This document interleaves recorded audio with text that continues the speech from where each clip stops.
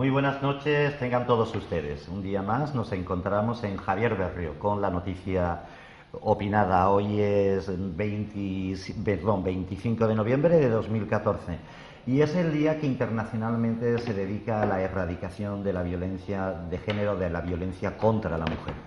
Por lo tanto, es un día importante. Hoy que es nuestro 16º programa de la temporada, pues era absolutamente necesario dedicar este programa a un tema tan sensible, un tema que no terminamos de ninguna manera de erradicar. Hoy escuchaba cómo le preguntaban al presidente del gobierno, algunos con mucha demagogia, por cierto, y parece que las leyes no sean suficientes. Pero lo mejor es que nuestra mesa de hoy, que es mesa lujosa, ya la verán ustedes, nos vayan contestando sobre este tema. Empezamos por la derecha, como siempre. Tenemos a Josefa Medel. Muy buenas noches. Hola, buenas noches. Ella es abogada, pero además de abogada tiene muchas más funciones. Soy abogada en ejercicio y además soy asesora jurídica de un centro de información a la mujer, concretamente del centro de Aljaraque. Que no es poca cosa, formación hacia la mujer. Nos encontramos también con alguien a quien tal vez ustedes recuerden, que es Ricardo Rodríguez. Muy buenas noches. ¿Qué tal? Buenas noches. ¿Qué tal, señor? Muy bien, muy bien. Encantado de estar aquí con todos vosotros. Encantado de volver a verle. Él es juez del Juzgado de Violencia sobre la Mujer número 1 de Huelva. A mi izquierda, Fernando Moreno. Muy buenas noches. Buenas noches. ¿Qué tal? Muy bien. Muy bien, ¿no? Él es coordinador del Servicio de Atención Víctimas de Andalucía en Huelva. Y bueno, Ramiro Guinea. A ver cómo me he presentado hoy. Ramiro. A ver, ¿qué me dices hoy? Ramiro Guinea es nuestro colaborador número 1. Hoy lo digo así de claro. Hoy lo digo así de claro. Él es abogado en ejercicio también y ya saben ustedes que es una persona especialmente sensibilizada en los asuntos, en los temas de violencia contra la mujer.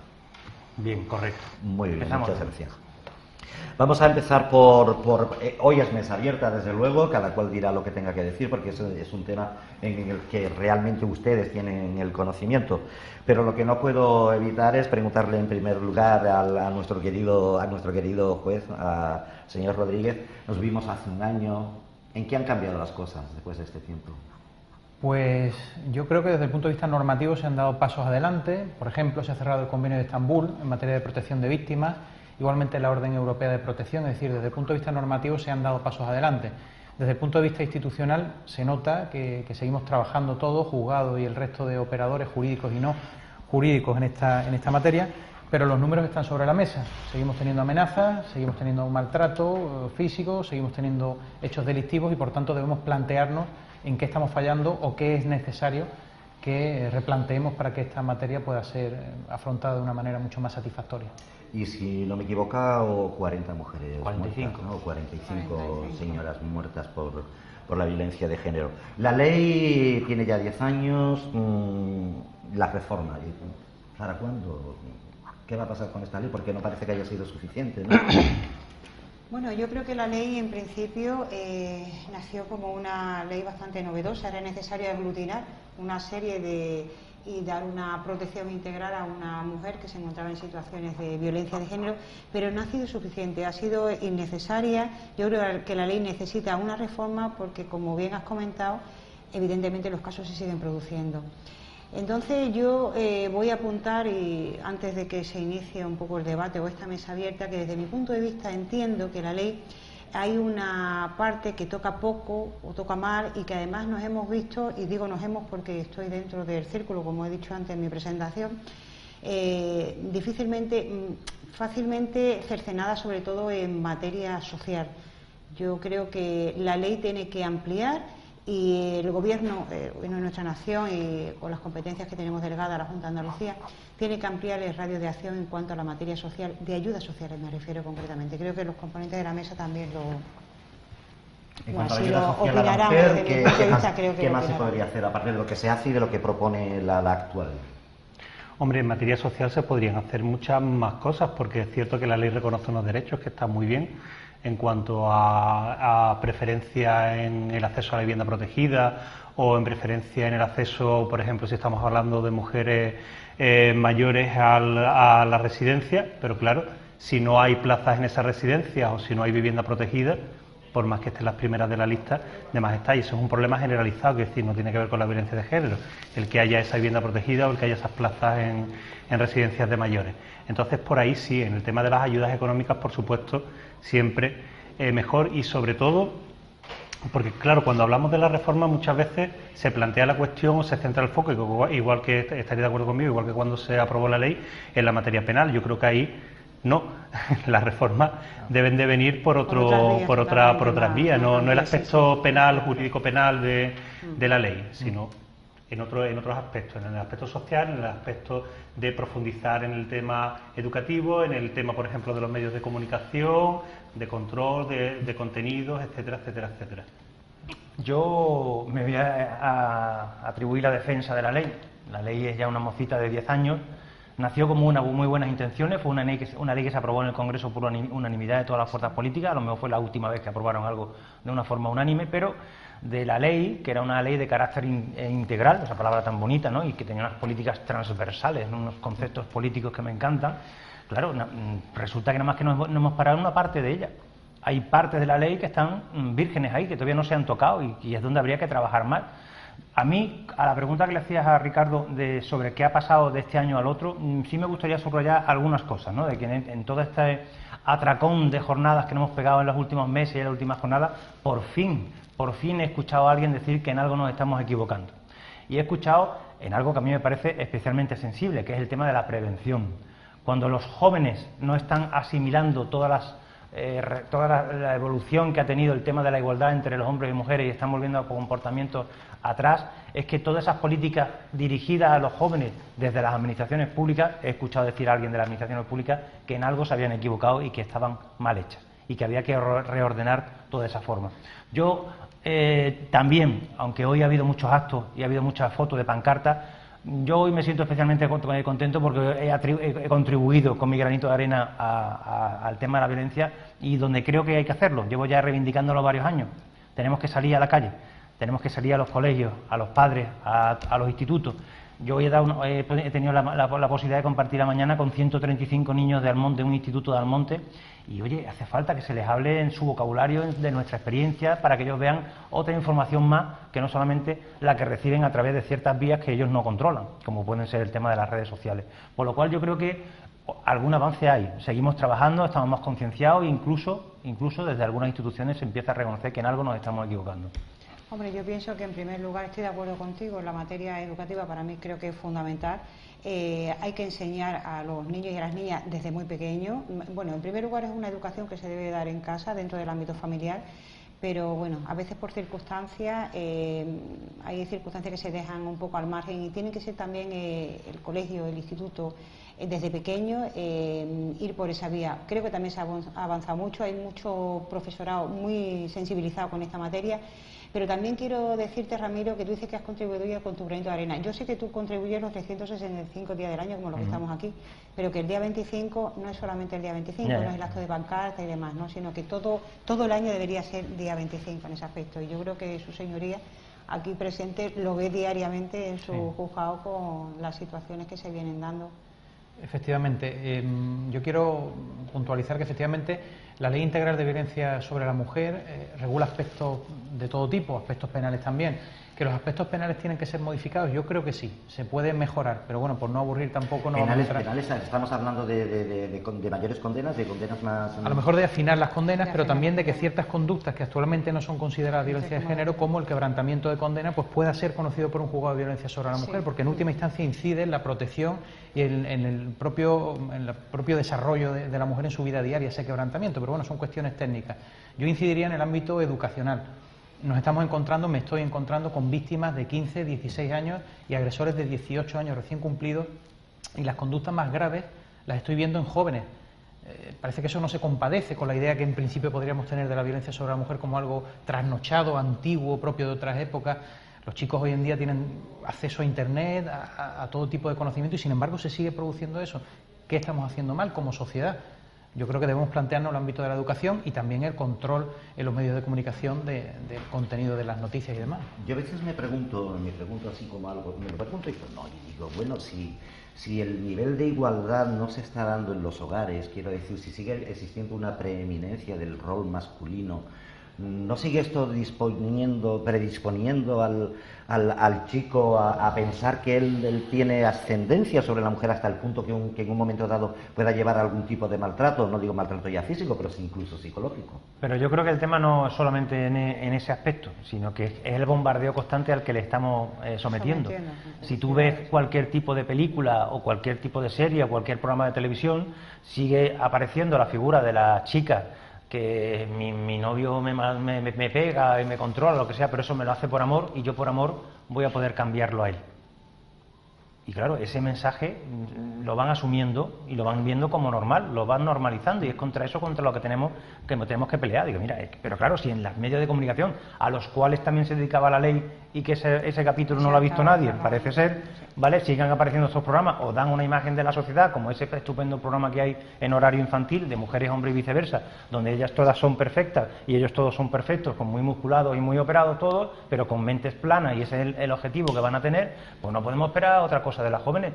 La responsabilidad es nuestra, de los que son los que tenemos la experiencia. No podemos exigirle a ellos que se comporten de formas que no sabemos. Colocamos en manos de ellos esto, el WhatsApp. Ricardo, ¿cuántos delitos vienen por el WhatsApp? Porque los propios padres no saben comunicarse a través de esto, y entonces lo ven lo más normal y le ponen aquí lo más grande, que al final va a ser la prueba del delito que han cometido. ¿Y queremos que los hijos se comporten si los padres no saben hacerlo? Creo que la responsabilidad sigue siendo nuestra. ¿Y cómo podríamos actuar sobre las familias en este caso? Eso Fernando te puede hablar muchísimo. Actuar sobre la familia, volvemos otra vez a lo básico, es una cuestión de educación, quiere decir, la traición. Son dos factores aquí o tres factores aquí que se conjugan en el aspecto, por ejemplo, de los menores y los adolescentes. Uno, la igualdad. En las familias sigue sin existir igualdad real, ni en el reparto de tareas ni nada. Por mucho que en los centros tengan planes de igualdad, se hable de que las mujeres y los hombres tienen iguales derechos y demás, si cuando el niño o la niña llegan a casa ven un reparto de tareas totalmente desequilibrado, es decir, el padre no hace absolutamente nada más que trabajar fuera de casa y se va inmediatamente cuando llega al bar y la madre se ocupa absolutamente de todo, eso se asume.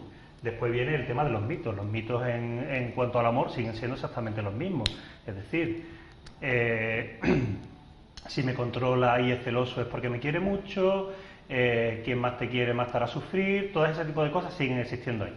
Unes las dos cosas y eso lo unes además a la brecha digital, es decir, a los niños se les dan a los niños y a las niñas se les dan los móviles, los smartphones con conexión a internet de ancha banda desde bien pequeños. Los padres que no tienen ni idea, ni los padres ni las madres, de cómo funciona internet, ni los móviles ni nada, no prestan atención ni se preocupan por saber los peligros que hay.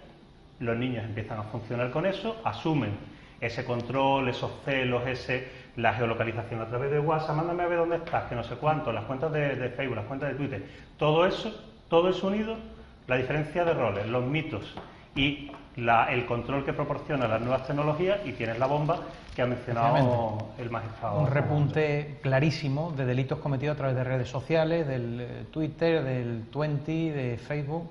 Absolutamente cierto. Y una legislación penal y procesal no preparada para ello. Efectivamente, figuras delictivas que no aparecen en el Código Penal porque el Código Penal está obsoleto. No sabemos si la reforma que se dijo que iba a venir vendrá, pero realmente, efectivamente, del siglo XIX. Con lo cual significa que hay tipos delictivos ahora que nuestro Código Penal no los recoge, porque a través del ciberbullying, en fin, una serie de delitos que se crean a través de las redes tecnológicas que... Claro, el derecho penal siempre va por detrás de las conductas sociales, pero en este caso es especialmente sangrante y se debe exigir a los legisladores un especial celo en esta materia. Tenemos que ir un poco más rápido, si no llegamos. Por lo que estoy escuchando en la mesa, por todo lo que estamos proponiendo, todo lo que están aportando ustedes, me da la impresión de que tendríamos que llegar a un proceso casi revolucionario de todo lo que es la educación, todo lo que es el ejercicio sobre la influencia sobre las familias, cómo desde las instituciones se podrían hacer campañas que de verdad sean eficaces, porque vayan hacia las mismas personas, ¿no? Hacia las familias, no que queden simplemente en eslóganes preciosos colgados de los muros de nuestras paredes. Ya, pero permíteme que no sea nada optimista al respecto, y te diré por qué. Sí, porque hacer una ley y no dotarla presupuestariamente es como no hacer ninguna ley. Claro, y ahora va a salir un estatuto de la víctima que en una de sus disposiciones transitorias dice que no está previsto que se vaya a dotar presupuestariamente para que se desarrolle. Por lo cual esa va a salir muy bonita, va a salir los titulares, pero no va a tener desarrollo ninguno. Entonces, ya no es cuestión de la crisis, ya no estamos con los brotes verdes, ya estamos saliendo, ¿no? Pues realmente, si usted quiere hacer unas políticas coherentes, si hace una ley que tiene una medida, la tiene que dotar presupuestariamente. Si no hay presupuesto, no hay ley. Señora Meder, usted que trabaja más de cerca con personas, ¿no? con mujeres. Con víctimas de violencia de género. ¿Qué encuentra usted que sigue siendo los desencadenantes mayores? También se lo pregunto al magistrado porque tiene. ¿Cuáles son los desencadenantes mayores de esta violencia de género y cómo podríamos hacer algo para mejorar en ese sentido o para que sean detectados por la víctima antes? En primer lugar, cuando una mujer denuncia una situación de violencia de género, en primer lugar, se abren muchas puertas en el sentido de que hoy día con los protocolos de actuación, en el caso de una mujer que sufre violencia física y acude a su centro de salud, evidentemente se activan determinados protocolos de actuación con la finalidad de que esa mujer pues lleve a cabo una denuncia y si no, el propio facultativo tiene la obligación de poner en conocimiento del juzgado esa situación de violencia. Pero yo cuando me refería, y al margen de lo que tú vas a decir, porque creo que es algo necesario, y al margen también de lo que ha dicho Ramiro, el hecho de que no tengamos medidas suficientes para que una mujer que denuncie, que vaya hoy al juzgado, que salga con una sentencia condenatoria, además con un estatuto integral que le da una serie de derechos y demás con respecto a sus hijos, con respecto a su vivienda. Pero ¿qué pasa después? Si una mujer víctima de violencia de género no tiene ayudas económicas, porque la mujer a lo mejor no trabaja, porque la violencia de género es cierto que nos la encontramos en todas las estructuras de nuestra sociedad, no solamente en las capas más bajas, también en las capas más altas, pero en las capas bajas es donde más llaga hace, porque realmente ese tipo de mujer que ha dependido económicamente de su marido y que ahora mismo se va del juzgado con una sentencia que le ampara, que puede volver a su domicilio conyugal, pero no tiene con qué comer, eso es imposible. Entonces, al hilo de todo esto, la ley, la reforma, debe de contener determinadas medidas de ayudas económicas para este tipo de víctimas, porque además son víctimas no ya por la situación de violencia que han vivido, sino además es una violencia económica también redactada en la ley. Entonces entiendo que debemos intentar que los poderes políticos, por eso antes hacía tanto hincapié en eso, porque lo veo el día a día. Una mujer muchas veces me dice, vale, yo denuncio porque además no puedo seguir viviendo con la persona que me maltrata, pero ¿qué hago después si dependo económicamente de él? Y entonces ahí las ayudas económicas se han quedado totalmente paralizadas. Actualmente solamente tenemos una en vigor o una que podamos solicitar, que evidentemente eso a la mujer le coarta mucho a la hora de denunciar. Cuando hablaba usted del dinero, de las ayudas económicas, estamos hablando de la mujer como víctima, la mujer como víctima, la mujer como víctima, es cierto, y los hijos como víctimas. ¿Cómo sí? Entonces, sin esta ayuda económica, ¿a dónde vamos? Porque esos niños que también han sufrido el maltrato, indirectamente ahora sufren las consecuencias de la separación sin medios económicos. Que en este sentido, Fernando... En este sentido, no tengo más que... conmigo, claro. Sí. Es algo que sufrimos día a día. Como ayuda económica, propiamente dinero, lo que es dinero nada más, está en la RAI, la renta activa de inserción, que es una ayuda económica de 426 euros durante 11 meses. Prorrogables. Después, con respecto a los niños, está la pensión de alimentos. En el caso de impago de alimentos, se pueden solicitar las ayudas del Fondo de Garantía del pago de alimentos, que no cubre el total, pero cubre algo. Pero es cierto que muchas veces, y si la mujer no le es posible acceder a un empleo en un periodo breve, hay un problema grave de sostenimiento económico. Qué grave es el problema, porque la mujer que da el paso, que ya es complicado que dé el paso, porque bueno, esto tiene una serie de componentes que todos conocemos y es muy difícil dar el paso. Cuando lo va a dar, si después no tiene medios económicos, pues a veces se retrae y dice, bueno, pues yo para que mis hijos coman voy a seguir soportando esta situación. Eso es durísimo, y eso yo creo que debería erradicarse. Soy familiar de una persona, de una mujer que sufrió malos tratos durante 30 años, hasta que afortunadamente enviudó, porque evidentemente ahí no habría existido el problema económico. Y sin embargo, este enganche psicológico de la mujer al varón que la maltrata, ¿ahí cómo se puede actuar? Porque ahí es más difícil. Hablamos de una dependencia emocional en todo momento. Es un tema tremendamente complicado. Es un tema tremendamente complicado porque incluso la mujer, cuando da el paso de denunciar, luego nos estamos encontrando que, por ejemplo, en mi última guardia, de 4 asistencias, 3 retiraron la denuncia. ¿Por qué? Y había algunas que yo entiendo que hubieran prosperado y se le dio todo el servicio, fue atendida por el servicio de atención a la víctima, tenía su letrado especializado, en alguna de ellas incluso se adoptaron las medidas de orden de protección, pero querían todas retirar la denuncia. ¿Por qué? ¿Por qué? ¿Por qué? Pues yo no sé darle la respuesta. Lo que sí creo que tenemos que resetearnos a diario, reiniciarnos y hacer una apuesta mucho más decidida hacia esa asistencia a la víctima, el explicarle, el intentar estar con ella, el volcarnos, porque es que si no es imposible, porque ocurre además que si tenemos un alto porcentaje de retiradas de denuncias y otro alto porcentaje siguen adelante, pero solo contamos con la denuncia y con la declaración de la víctima, en ocasiones nos encontramos con resoluciones que no claro, pueden porque dar. eso es que yo creo que se le da mucha información a la mujer, pero yo creo que esa información no se está dando bien, y de hecho creo que los resultados vienen por ello. Aquí estamos dando por obviando y nos estamos centrando mucho y poniendo el foco de cuando, ahora nos estamos partiendo mucho a la cabeza de cuando la mujer se considera víctima. ¿Te suena, no, Fernando? Sí. ¿A partir de qué momento la mujer se considera víctima, ¿no? Si es cuando pone la denuncia o cuando es víctima. Cuando el hecho de poner la denuncia hace que la mujer se incorpore a un sistema en el cual no le garantiza nada. Es decir, aquí sigue prevaliendo, es un sistema penal donde sigue prevaliendo la presunción de inocencia. Y es ella la que va a tener la carga de probar de que el otro es el maltratador, que el otro tiene la presunción de inocencia. Y yo creo que toda esa parte a la mujer no se le explica. Digo, oiga, es que usted va a tener que soportar toda la carga de la prueba y usted tener un papel protagonista ahí para que finalmente haya una sentencia condenatoria. Y por otro lado está el tema importantísimo desde mi punto de vista de la percepción de que el esfuerzo que ella hace tiene un resultado. Es decir, la mujer sale el día ese con una orden de protección, con unas medidas civiles, pero con una pena de trabajo en beneficio de la comunidad, y la sociedad española actual de 2014 no tiene la percepción de que la pena de trabajo en beneficio de la comunidad sea una pena. Y yo me iría más lejos. Es que tampoco garantiza que haya un resultado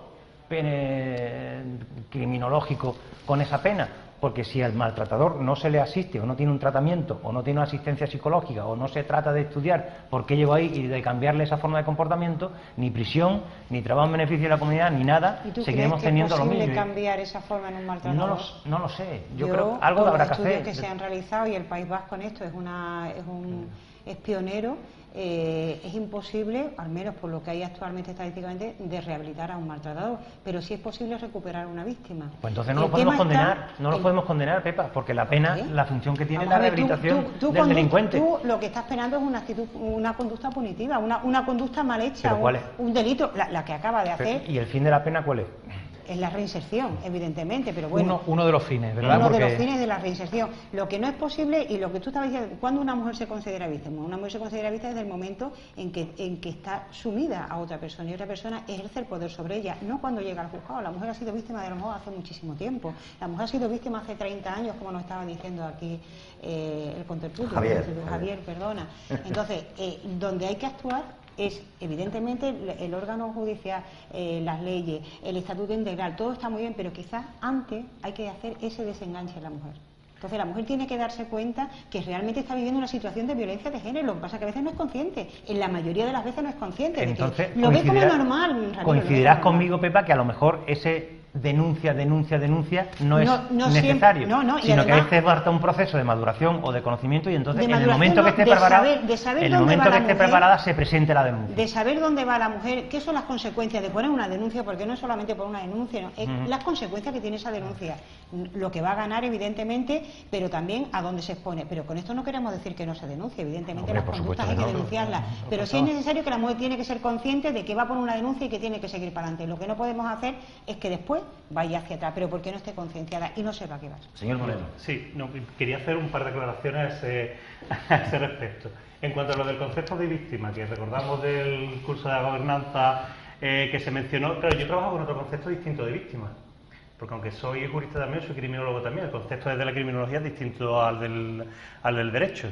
No me importa tanto el delito como me importa el crimen, que es distinto, pero no vamos a entrar en eso. Entonces, para mí es víctima, efectivamente, como ha dicho Pepa, desde lo primero. Pero no solo eso, la violencia de género es mucho más de lo que castiga el Código Penal. Por supuesto que sí. Las conductas son mucho más amplias, algunas no tienen relevancia penal y no deben tenerla, porque el derecho penal, como todos sabemos, debe ser el último instrumento del poder punitivo del Estado para controlar determinadas conductas no deseables. El último, no el primero. Por lo tanto, hay otro tipo de conductas que también constituyen violencia de género que no tiene por qué entrar en el Código Penal. Deben entrar otros mecanismos de control. ¿De acuerdo? Pero ya estaríamos hablando, al menos desde mi punto de vista, de víctimas. De víctimas de violencia de género. Entonces, eso es una cuestión. Después está el problema también de hacer depender determinadas cosas, que es también lo que se comentó en el 5º Congreso para el estudio de la mujer, al que asistimos hace un par de semanas, hacerlo depender todo efectivamente desde el momento en el que la mujer ponga la denuncia. Hacer depender todo el tema de ayudas sociales, me refiero. E incluso el de protección,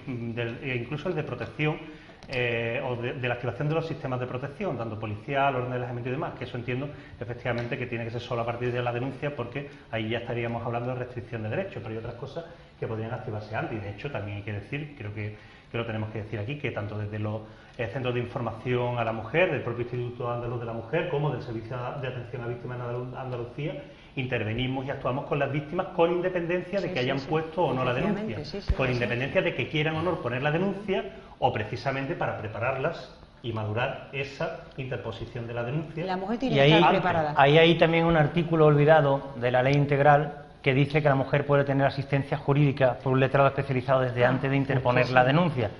Y ahí los abogados tendríamos mucha participación y no nos llaman nunca. Antes de una publicidad, señoría, que tiene que abundar sobre esto, porque eso me parece muy interesante, ¿no? Que haya artículos que no están... Yo, aparte del nivelazo que están mostrando aquí todos los contertulios, sí que es cierto lo que dice Ramiro. El letrado es fundamental, porque en un primer momento, previo a la denuncia, es el que va a canalizar jurídicamente las pretensiones de la mujer y el que le va a decir, con conocimiento de causa, mira, vamos a intentar, ¿tienes algo más? ¿No tienes algo más? Porque en ocasiones nos encontramos con denuncias desdibujadas que después perjudican a la mujer, porque el relato debe ser continuado en el tiempo y si después eso cambia, se puede encontrar con una resolución que no sea favorable a sus intereses, pero justamente porque ha fallado ese primer acercamiento, ese primer asesoramiento por parte del letrado previamente a la denuncia. Bien, creo que estamos teniendo una mesa realmente interesante y como decía el juez, de mucho nivel. Nos vamos a ir unos momentos a publicidad e inmediatamente seguimos con este asunto que, como les decía desde el principio, es de una tremenda sensibilidad y desde luego del que nos tenemos que concienciar todos y a ver cómo conseguimos que mejore la situación. Tal vez tuviéramos que visualizar más estas situaciones para que todos nos comprometamos. Vamos a publicidad.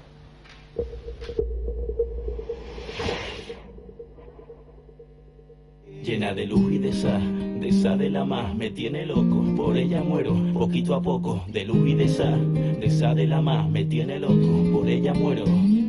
Gente a descubrir su cuerpo y su alma, sin ella no existe el mundo, sin ella duele mi calma flamenca bonita. Vente a descubrir su playa y su brisa, sin ella siento que me hundo. Tierras del Descubrimiento, Huelva, La Luz. Con tu contribución se beneficia tu ciudad, nos beneficiamos todos. Aprovecha las ventajas que te ofrece la sede electrónica del Servicio de Gestión Tributaria www.sgth.es y realiza tus trámites de la forma más rápida y sencilla. También puedes acudir a cualquiera de nuestras 20 oficinas o entidades bancarias colaboradoras. Más información en el teléfono gratuito 900-352-165 o en info@sgth.es. Realiza el pago en periodo voluntario. Servicio de Gestión Tributaria de Huelva. Nos beneficiamos todos.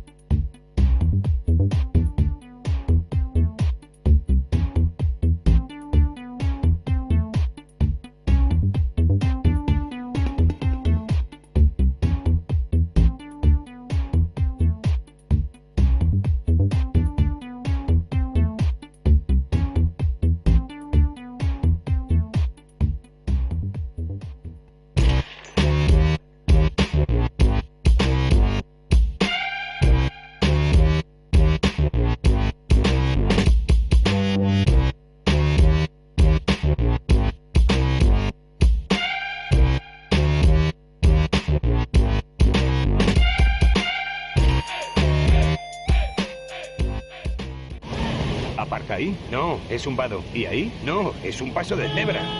No des más vueltas. Ven al centro de Huelva y aparca sin maniobrar en el Parking Patrón San Sebastián. Y no te preocupes por el coche.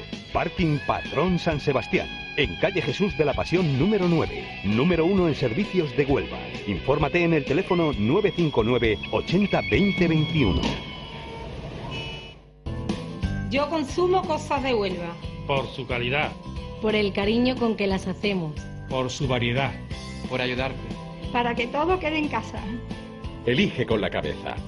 Compra con el corazón. Que sea de Huelva. Es un mensaje de la Diputación de Huelva.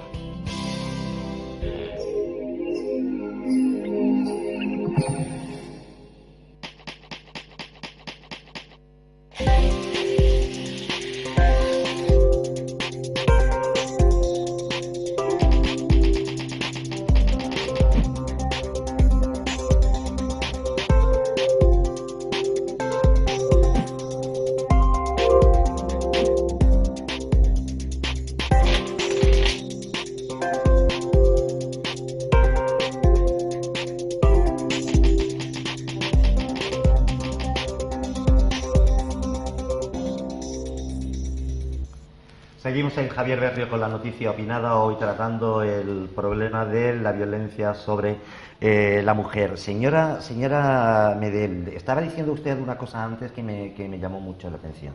Parece que no se puede recuperar al maltratador. Entonces esto yo lo quiero poner en función de algo: maltrato y adicciones. Porque a veces si el maltrato viene por culpa de las adicciones, entonces sí sería recuperable el maltratador. Pero no tiene nada que ver el maltrato con las adicciones. Ese es otro de los grandes. Es un mito. Expliquémoslo porque socialmente. La conducta y las actuaciones, como dice Ricardo, pero evidentemente son cosas diferentes, no tiene nada que ver una cosa con otra. Piensa simplemente en la reflexión. O sea, la reflexión, yo siempre cuando hablo de esa cuestión es muy fácil. Ese alcohólico, por ejemplo, por ponerlo más fácil, cuando sale del bar borracho, espera hasta llegar a casa para pegarle a la mujer y es a la única persona a la que le pega. No se pega con nadie en el bar, no se pega con nadie por el camino. Entonces el problema no es el alcohol, hay otra cosa más. Y si deja de beber y desaparece la actitud, desaparece... Quizás no pegue, pero seguro que mantiene otro tipo de conductas de violencia. Bien. De control, de menosprecio hacia el papel de la mujer, de sumisión de ella, de furia, de maltrato de palabras, seguro que de maltrato psicológico. Era otra cosa que también se me quedó antes, que claro, los que estamos aquí, que trabajamos además sobre el terreno y nos fijamos a lo mejor en los casos más graves, en la violencia más extrema, a lo mejor en la que estamos pensando, pero es lo que dije yo antes, la violencia va desde lo más mínimo sin relevancia penal hasta el asesinato, ¿vale? En todo eso hay mucho tipo de violencia y hay mucho tipo también de maltratador. Yo no estoy totalmente de acuerdo con lo de que los maltratadores no son recuperables, quizás algunos no, igual que tampoco en otro tipo de delincuencia tampoco cabe ningún tipo de reinserción, y de la pena de prisión no podemos más esperar que el puro castigo y no la reinserción. Pero dentro del maltrato también hay otros muchos tipos de maltratadores en los que sí se podría trabajar. No me quiero referir al tema de control de impulsos, que parece que ya está más superado esa visión y demás, pero sí que en toda la cuestión del maltrato hay otra cuestión de fondo, que es precisamente la que tiene que ver con la igualdad, con los roles asumidos y con el estado patriarcal, que es un desfase cognitivo por parte del maltratador de a qué es a lo que tiene derecho, y mucho de ese maltrato, que no llega a ser el maltrato más grave al que nosotros estamos acostumbrados, pero mucho de ese maltrato tiene que ver con lo que el hombre ha asumido que son sus derechos como varón. Entonces ahí sí se puede trabajar. Quizá no podamos recuperarlo totalmente, no lo convirtamos en la persona más bella del mundo, pero sí podamos hacer un trabajo que impida que vuelvan a tratar a la exmujer, de la que afortunadamente, si estamos hablando ya de esto, se habrá separado, como a la nueva pareja, que es lo que me parece también fundamental. Pero claro, muchas veces nos centramos también en el trabajo que se hace con el maltratador con la expareja, o a que la víctima, digamos, primera de ese maltrato salga de ese círculo, pero ese hombre va a volver a tener con seguridad otra pareja en la que reproduce nosotros, como tú has dicho, que nos movemos en este mundo, y quizás nosotros dos, porque tenemos un trato muy cercano a la víctima, sabemos que los hijos y las hijas de maltratadores reproducen las mismas conductas que sus padres. Y eso es complicado. Y de sus madres. Pero eso es aprendido. Y de sus madres. Pero eso es aprendido. ¿Cuántos casos tenemos de padres que han sido maltratadores y que ahora sus hijos varones lo son también? Entonces, eso sí, que comienzan además a maltratar a la madre y empezamos a hablar de violencia a la doméstica madre, también. a la hermana, a la amiga, en fin, toda esa... Eso no lo niego, pero partiendo de que eso es aprendido, se puede intentar desaprender. No digo que sea fácil, ni que se consiga desde luego a lo mejor en unos cursos de 20 sesiones. ¿vale? El maltratador tiene que querer. Eso, por supuesto, todo esto tiene que ser voluntario. Aprovechando que está aquí Fernando, que pertenece al Servicio de Atención a las Víctimas, que es un equipo que está formado por criminólogos, trabajadores sociales, psicólogos, que son los que tienen un contacto, así podemos decir, más humano con el tema. A mí hay una cosa que me llama muchísimo la atención, Fernando, es que estamos hablando de rehabilitar, pero hay más de un caso que yo conozco, que va a pasar por el despacho, de mujer víctima de violencia que vuelve a iniciar una relación con otro maltratador condenado. Eso es porque, muy normal. ¿Cómo puede pasar eso? Volvemos a lo mismo, es lo mismo. Es decir, entonces con la mujer tampoco estamos trabajando. No todo lo que se debería, desde luego, o no en todos los casos se podría trabajar, desde luego, porque es una cuestión de aprendizaje de los roles. Igual que el varón aprende que tiene que ser la figura dominante de la familia, la mujer aprende también que tiene que ser la figura sumisa. Si eso no lo cambiamos, en la mujer vuelve a tener una relación de las mismas características en las que ella va a adoptar un papel sumiso. Dependiendo también del varón con el que mantenga esa relación, acabará en violencia o no, pero siempre ella desde una posición de sumisión. Pero yo no me explico de que, como tú conociendo la experiencia reciente que has tenido y conociendo que tu pareja está condenada por eso, es la misma mujer la que muchas veces lo justifica diciendo es que la han condenado, porque aquí hay mucha gente, el maltratador también es un delincuente atípico. Muchas veces el hombre cuando lo detienen no tiene ni zorra idea por qué lo han detenido, porque para él está haciendo lo normal. Es decir, yo si robo un coche, sé que estoy robando un coche, pero si yo mismo la maltrato y lo tengo asimilado como una conducta normalizada, he hecho lo que tengo que hacer. Entonces, muchas veces cuando lo detienen, dicen, yo no sé por qué estoy aquí. De hecho, muchas veces cuando se le pregunta si quiere la orden de alejamiento, y dice, sí, por supuesto. Y, hombre, ¿cómo vas a reconocer que quiere una orden de alejamiento si te estás echando tu culpa encima, ¿no? Entonces, no entiendo, porque también se produce ellas mismas los exculpan. Ha sido condenado indebidamente. En algo estamos fallando, porque es que ni la propia víctima asume el papel que tiene, ¿no? Bueno, nos fallan los últimos 2.000, 3.000 años de cultura patriarcal. Claro que es muy difícil. Claro, es muy difícil y es muy difícil asumirlo. Es decir, probablemente aquí todos los que estemos sentados en esta mesa nos definamos como feministas. Muy probablemente. Todos los de esta mesa probablemente a mí en todo relaciones... Todo lo que es feminista no me gusta. Todo lo que es feminista no me gusta. A mí sí me gusta. Bueno, pues es pro igualdad. Sí, por supuesto. ¿Vale? Pro igualdad, que es lo mismo, pero bueno.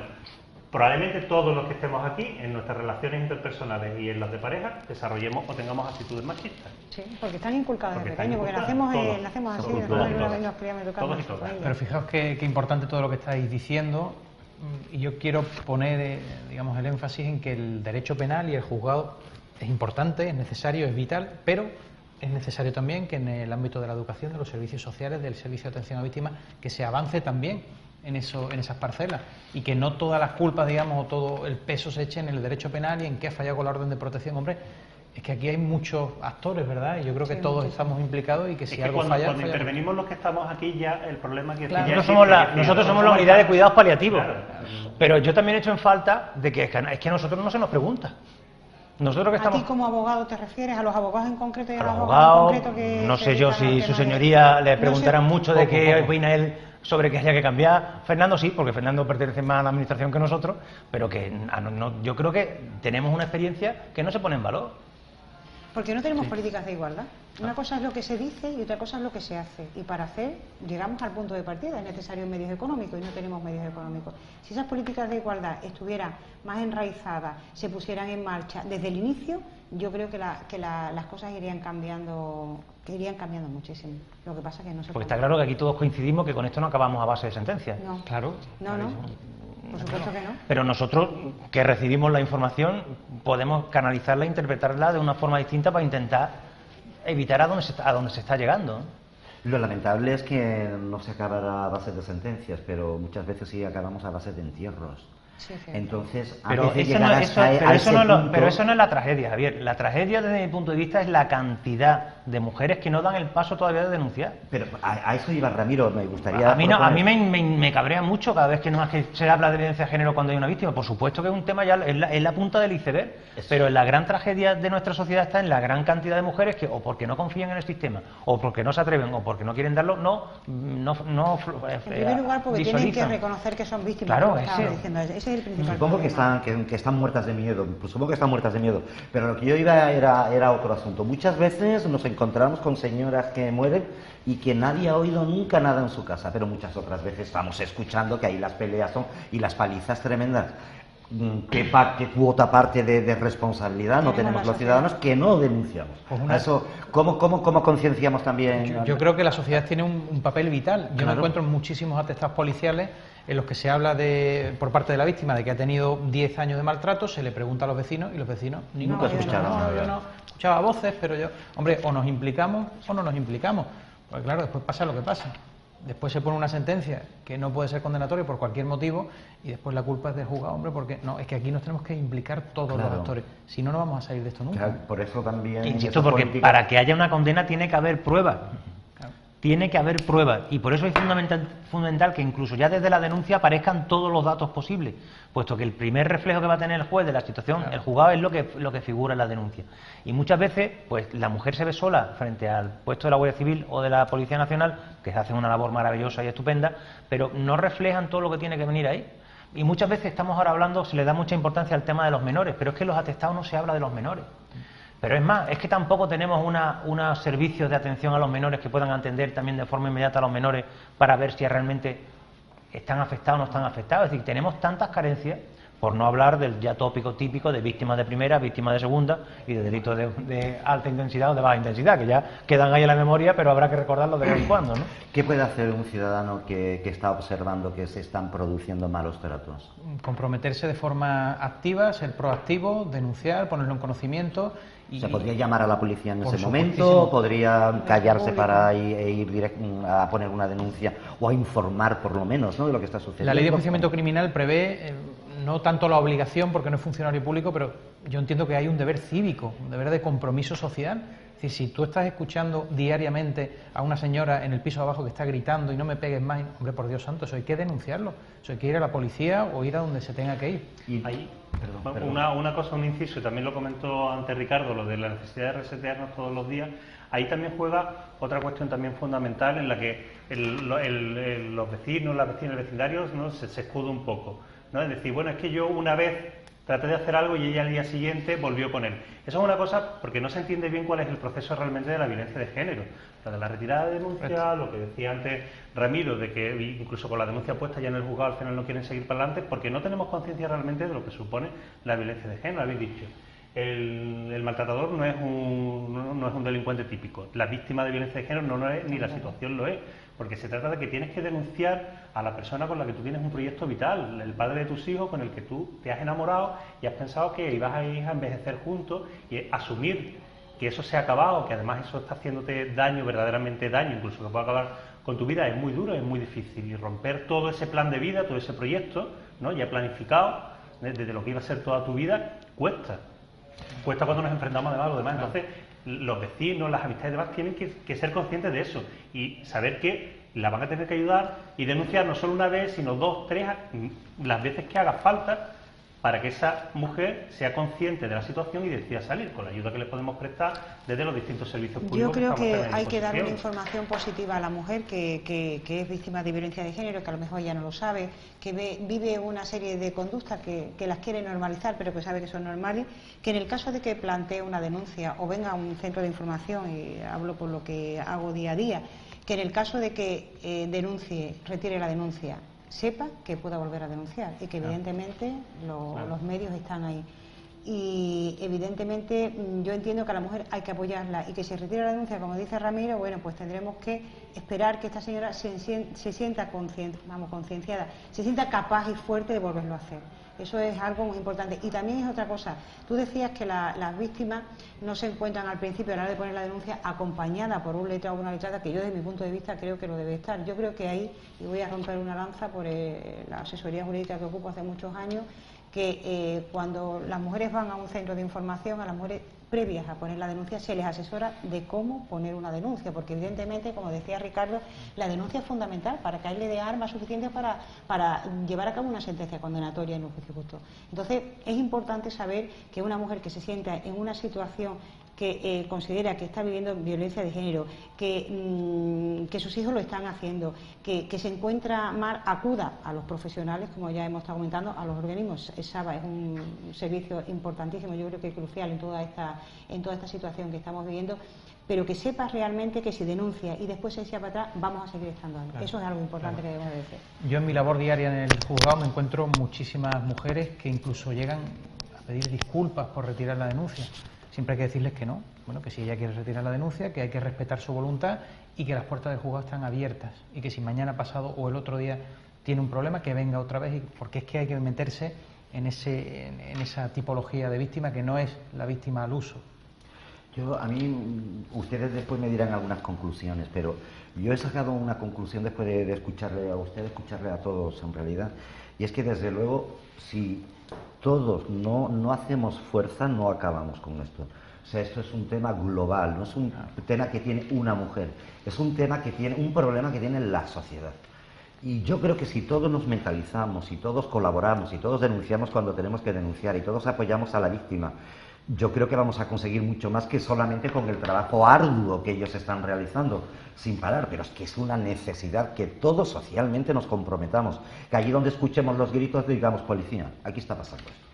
Yo creo que sí, es que si no hay una mentalización, me está pareciendo, por lo que estoy escuchando, de todo, que es un problema de todos, un problema social, no porque le pase a la vecina del quinto, es que le está pasando a otro ser humano, visto de alguna forma, a un conciudadano o conciudadana nuestro. Tenemos que actuar inmediatamente, si no, no va a haber solución, me parece. Perdonen por el atrevimiento. Lleva razón. Suscribimos tu atrevimiento.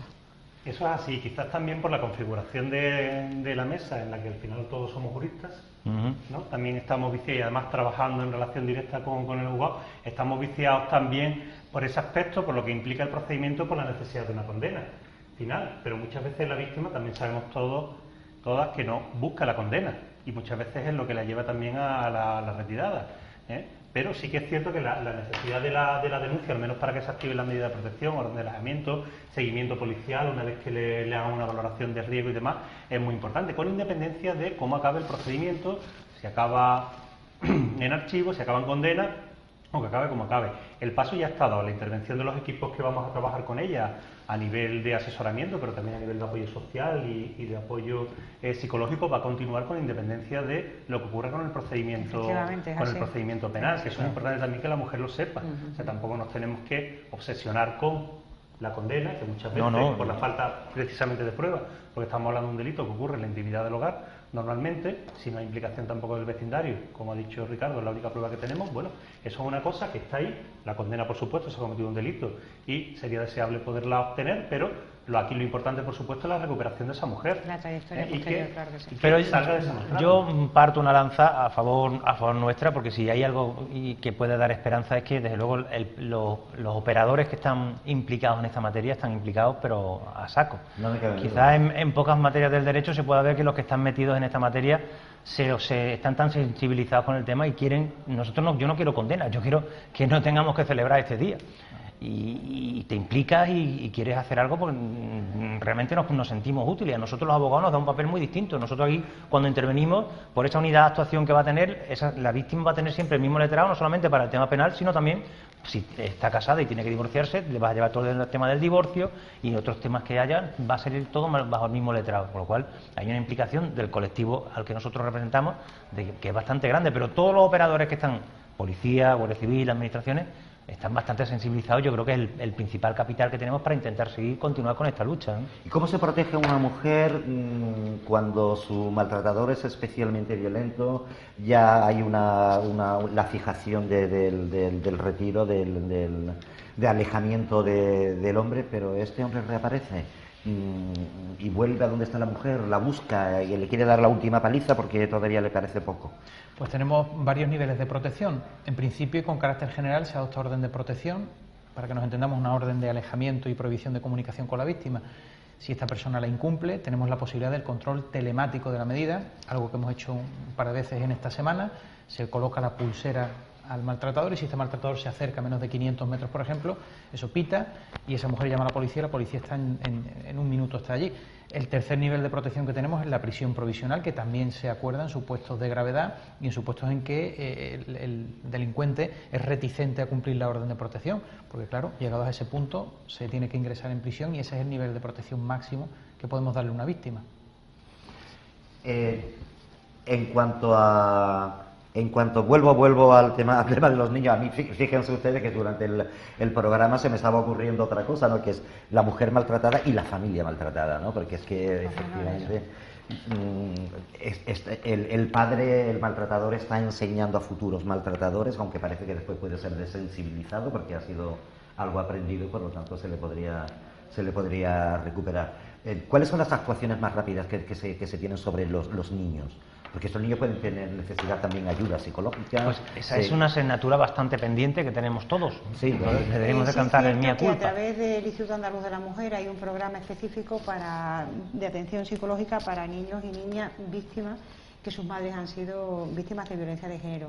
Entonces es un programa especializado que en primer lugar es la mujer la que tiene contacto con la psicóloga adscrita al centro coordinador de Huelva, y posteriormente son los hijos los que pueden acudir a esa atención psicológica, una atención psicológica primero individualizada y después se puede convertir en grupal con la finalidad de poder recuperar a ese niño y demás. Eso es un programa que sí se está llevando a cabo desde el Instituto Andaluz de la Mujer. Pues la verdad es que también es encomiable, pero de todas formas en los colegios... Pero vamos, se pueden adoptar más medidas, se pueden adoptar medidas de carácter inmediato si se acredita y se prueba que hay motivos para ello. Claro, se puede privar el régimen de visitas al maltratador respecto de los hijos cuando se ve que se puede poner en riesgo la integridad física o cualquier otro bien jurídico del menor, se puede privar inmediatamente del régimen de visita. En supuestos en que se acuerda régimen de visita, también se puede hacer en el punto de encuentro familiar a fin de que se tutelen las visitas y ese señor esté siempre acompañado por 2 o 3 profesionales que vean cómo se van desarrollando esas visitas respecto de los menores. Claro, existen muchas medidas. Existen medidas. El servicio de atención a víctimas siempre ha atendido también a los hijos de las mujeres maltratadas con carácter... Tanto antes de que el instituto tuviera los programas específicos, nosotros teníamos grupos de menores y de adolescentes. Después, como lo asumió el Instituto Andaluz de la Mujer aquí en Huelva, nosotros dejamos de tener los grupos, pero de manera individual, en algunos casos concretos, en el que por el motivo que sea no están acudiendo al Instituto Andaluz de la Mujer, también los atendemos nosotros, incluso con carácter de urgencia. También estoy empezando a escuchar hablar de la protección en el procedimiento del menor. No tener que enfrentar al menor al procedimiento judicial puro y duro como se enfrenta a un adulto. Es decir, que no haya que sentarlo en el despacho del juez a que se le tome declaración, sino hacerlo a través de profesionales, la Cámara de Gesell, creo que se llama. Son mecanismos que hay que empezar a utilizar porque así también evitamos algo de lo que al principio se hablaba mucho y ha quedado obsoleta la palabra, que es la victimización secundaria. Y eso sobre todo hay que protegerlo en los menores que son víctimas del tema. Yo no sé si con esto me cuelo un poquito también, después me rellenan los jefes, que tú dices que tengo más vinculación con la administración. Es cierto, por ejemplo, el Servicio de Atención a Víctimas en la provincia de Cádiz ya tiene como proyecto piloto para el resto de servicios de hace un par de años, precisamente eso, con el cristal que todos conocemos, ¿no? Y es la psicóloga del equipo la que hace la entrevista al menor, pinganillo, con el pinganillo, que transmiten las preguntas por las partes y el magistrado correspondiente. Estamos avanzando, tenemos mucho que hacer, pero estamos avanzando. Es algo que hay previsión de que se extienda también a todas las provincias, incluida por supuesto Huelva. Estamos avanzando, me consta que el trabajo de ustedes es no parar, como estaba diciendo Ramiro antes, pero necesitamos más medios, está claro. Nos estamos aproximando al final, lamentablemente. Algunas conclusiones. Hablábamos de medidas económicas, porque sin esto, pues la mujer... Fundamentales para intentar recuperar también a una mujer que es víctima de violencia de género, pero también víctima de violencia económica. Claro, a la mujer y a sus hijos, caso de que los tuvieran. Las políticas de igualdad hay que fomentarlas, pero hay que enseñarlas muy en serio. Yo termino con un titular. Mañana también es 25 de noviembre. Mañana también es 25 de noviembre. Y yo termino con otro, si no le importa a ustedes. Usted también es responsable. O sea, todos somos responsables. ¿Alguna conclusión más? Abundando en lo que acabas de decir, la implicación de la sociedad y el trabajo conjunto. Vamos todos en el mismo barco y todos tenemos que remar en la misma dirección, si no, no vamos a ningún sitio. Coordinación. Institucional. Claro, aquí hemos discutido y hemos puesto sobre la mesa los problemas. Y entonces, a lo mejor, de cara a las mujeres que nos están viendo en sus casas hoy, parece... Es decir, es cierto, no es fácil salir de la violencia, no es un camino de rosa, hay ciertas dificultades, pero bueno, Como he dicho, somos muchos los que estamos implicados de todos los sectores, tanto sociales como jurídicos y psicológicos, que podemos ayudarlas. Entonces, a animarlas a dar el paso de pedir, al menos, acudir a un centro a solicitar ayuda. Al centro municipal de la mujer más cercano, al Instituto Andaluz de la Mujer o directamente al Servicio de Atención a Víctimas en el Palacio de Justicia, simplemente a asesorarse, a informarse y a preguntar las dudas que pueda tener sobre su situación, y ya a partir de ahí podremos empezar a trabajar. Y si tienen que acudir al juzgado, que sepan que existen mecanismos de protección efectivos para la víctima, que los tenemos y que los podemos poner en funcionamiento para ella. Salir de los malos tratos es como salir de una adicción, difícil pero posible. Así que muchas gracias a la mesa, ha sido una mesa maravillosa, ya han visto ustedes. Josefa Benel, muchísimas gracias. Ricardo Rodríguez, gracias por estar con nosotros por segunda vez.